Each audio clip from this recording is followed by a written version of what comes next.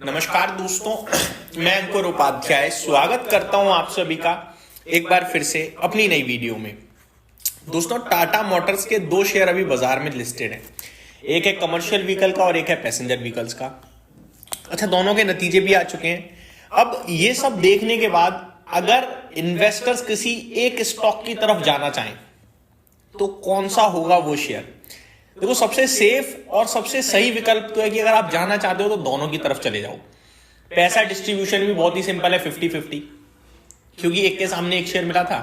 तो अगर मैं 50 रुपए टाटा मोटर्स में लगा रहा हूं तो 50 रुपए में टाटा मोटर्स के पैसेंजर व्हीकल में लगा दूंगा, 50 कमर्शियल व्हीकल में। ठीक है, मतलब बहुत ही सिंपल इक्वेशन है। लेकिन भाई पैसे ही 50 है तो 25-25 लगाने से अच्छा मैं रिस्क लेकर किसी एक जगह लगाना चाहता हूं, तो कौन सा होगा? तो डिस्क्लेमर के रूप में मैं ये बताना चाहूंगा, मेरा इसमें पर्सनल ओपिनियन नहीं है। रिपोर्ट आई है, वो रिपोर्ट आपके साथ डिस्कस करना चाहूंगा। पर्सनल ओपिनियन भैया मेरा तो ये है कि दोनों में लगाओ, क्योंकि दोनों की अपनी वैल्यू दिख रही है मुझे इस समय। क्यों कह रहा हूं मैं ऐसा, इसको मैं एंड में आप सभी के साथ जस्टिफाई करूंगा। मैं आगे बढ़ता हूं रिजल्ट्स के साथ। तो यहां पे रिपोर्ट क्या है? रिपोर्ट कह रही है Tata Motors versus Tata motor passenger vehicle. Tata Motors को यहां पे कहा गया है टाटा मोटर कमर्शियल व्हीकल और दूसरे को आ गया है passenger vehicle. Which is a better stock to buy after Q2 results and Tata Motors demerger explained। ये है पूरी हेडलाइन। अब पढ़ते हैं भाई साहब। The two demerged Tata Group companies, Tata Motors, which houses the commercial vehicle business, and the Tata Motor passenger vehicle, announced their earnings for the second quarter of financial year 26 this week।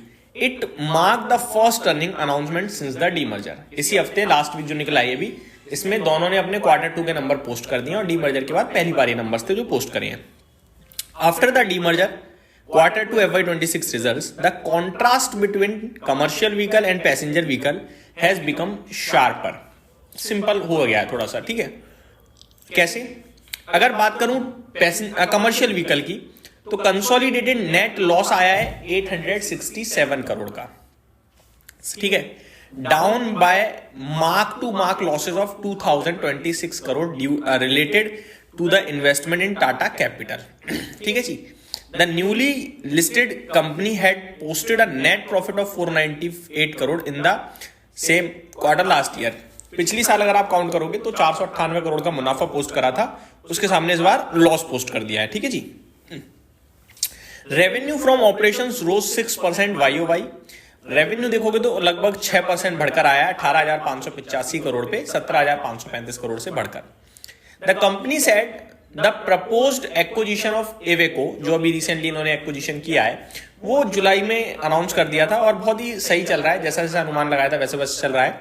सारे regulatory approvals वगैरह under में है और ये acquisition अप्रैल अगली साल तक complete हो जाएगा। टॉप लाइन जो है इस एक्विजिशन के बाद 24 से 25 डॉलर बिलियन उछलते हुए दिखेगी।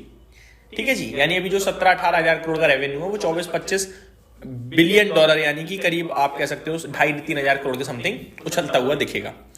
अब पैसेंजर व्हीकल्स की बात करें तो मुनाफे में आपको एक बहुत एक्सेप्शनल जंप दिख रहा है। 76,170 करोड़ आया है 3,500 करोड़ से बढ़कर, क्योंकि उसमें लगभग 80,000 करोड़ का तो एक्सेप्शनल गेन है। तो अगर वो एडजस्ट करोगे तो लॉस ही है एक तरीके से, आप देखो तो। रेवेन्यू की बात करी जाए तो वो 72,349 करोड़ पे आया है, 13.5% घटकर। ये सब इसलिए हुआ है क्योंकि जो रेंज रोवर है, लैंड रोवर है, JLR है सिंपल भाषा में, उसमें साइबर अटैक हुआ यूके में, जिसकी वजह से इनकी सेल्स पे थोड़ा दिक्कत आई है, प्रोडक्शन पे भी दिक्कत आई है। अब सिंपल सा सवाल बचता है कि क्या करा जाए। तो ये इस रिपोर्ट में डिटेल में तो मैंने पढ़ी है वैसे ये रिपोर्ट।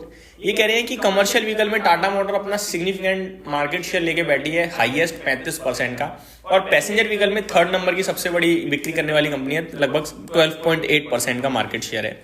तो ये यहाँ पे कह रहे हैं कि जो GST कट है उससे काफी फायदा होगा। ओवरऑल देखा जाए तो ज्यादातर चीजें पॉजिटिव हैं लॉन्ग टर्म के लिहाज से। वहीं Tata motor passenger vehicle business remain closely tied to JLR which contribute 90% of the company's total consolidated PAT and is dealing with the repercussion of the cyber attack.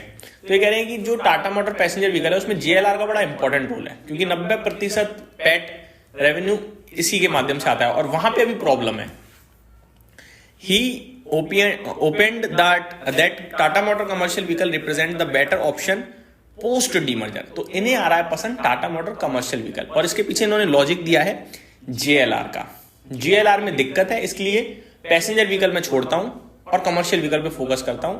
वहां पे अच्छी काम कर रही है कंपनी, अच्छी ग्रोथ है, और इवेको के एक्विजिशन जो अगली साल तक हो जाएगा उसके बाद और ग्रोथ देखने को मिल सकती है।